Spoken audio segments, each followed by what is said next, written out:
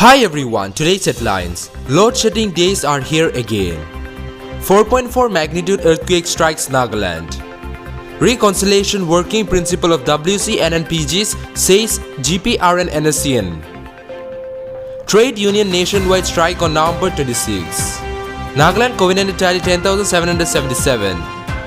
Biden appoints Indian American Mala Adige as policy director. Set up nodal agencies to restore water bodies, NGT asks states. Mouthwash can kill COVID-19 virus in 30 seconds. News in details. Load shedding days are here again. Due to low power generation from the hydropower generating stations and the resultant power shortfall, the State Power Department said it was being compelled to impose load shedding throughout the state on a rotational basis. During this critical time of power crisis, the department has appealed to the customers for judicial and optimum use of electricity by switching off avoidable appliances that would go a long way to reduce the duration and quantum of load shedding.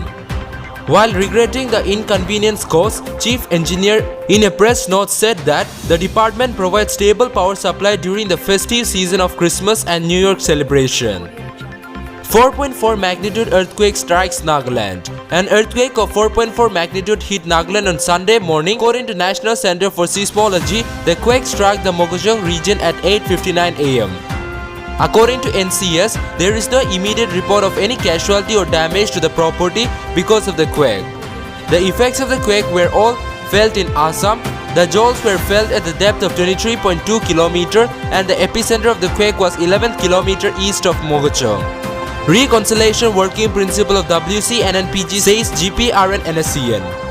Even though complete reconciliation and unity was yet to be achieved among various Naga groups, GPRN NSCN has asserted that nevertheless the spirit and commitment of covenant of reconciliation was much the working principle of WCNNPGs. In his speech on the occasion of 13th Naga Unification Day, GPRN NSCN President MB Nyokpa Konyak declared, "We have never wavered from the idea of Naga reconciliation, even though the Naga people have now shifted the focus for reconciliation and unity to practical and realistic Indo-Naga political solution, and rightly so."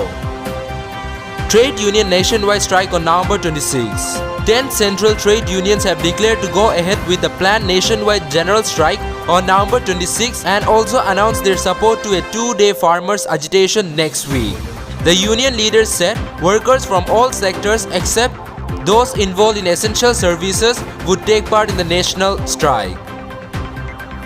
In addition to the 10 major trade union employees, organizations in banking, insurance, railway as well as state and central government institutions would take part in the strike.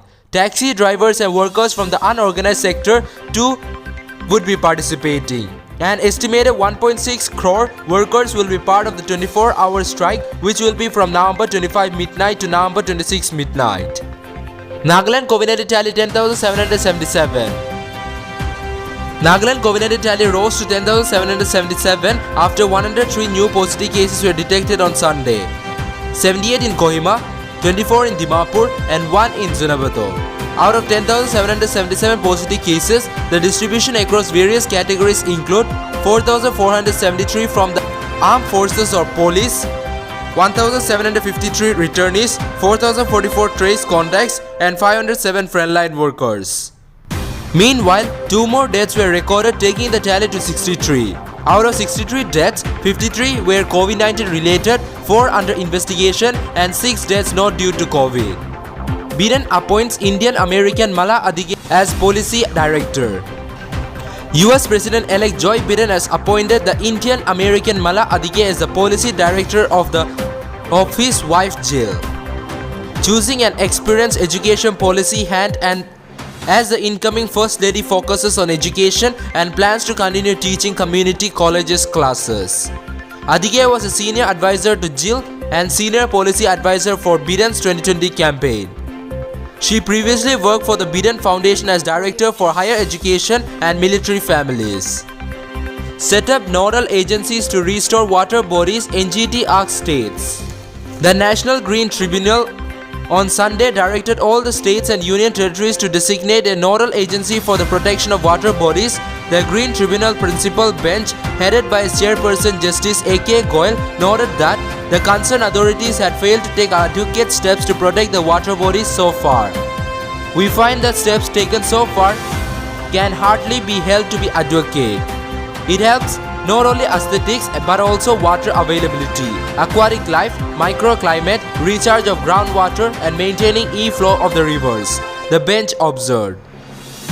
Mouthwash can kill COVID-19 viruses in 30 seconds. Researchers have once again claimed that widely available mouthwashes have killed coronavirus responsible for the COVID-19 disease within 30 seconds of exposure in laboratory conditions. The study, this time for Cardiff University in the UK, which has not yet been peer-reviewed or published in a medical journal, found that some mouthwashes could help to kill the coronavirus in saliva. According to BBC, while the research suggests use of mouthwash may help kill the virus in saliva, there is no evidence it could be used as a treatment for coronavirus, as it will not reach the respiratory tract or the lungs. The ability of mouthwashes to inactivate SARS-CoV-2 in vitro was tested using a protocol capable of detecting reduction in infectivity, said the study authors. The mouthwashes were tested in the laboratory under conditions that are designed to mimic the oral or nasal cavity in a test tube.